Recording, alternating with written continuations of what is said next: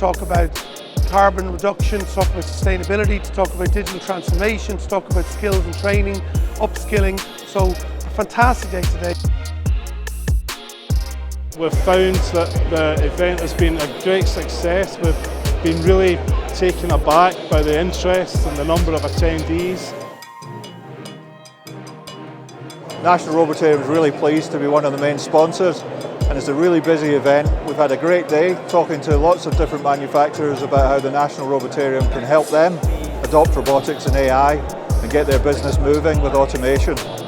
So I would really encourage anyone who's not here today to get down next time and see what it's all about. First big event after COVID. Great to see so many associates, friends, businesses and new businesses as well. We're here at the show because what we brought together is really a pavilion of all our members and partners, really kind of showcasing how they can help Scottish manufacturing and engineering do better. So I just want to say a big thank you to all of our speakers, our exhibitors, our supporting associations who came today to support the Scottish manufacturing industry. It's been an amazing day, and we'd like to see you all back here again next year. More details to follow. Thank you.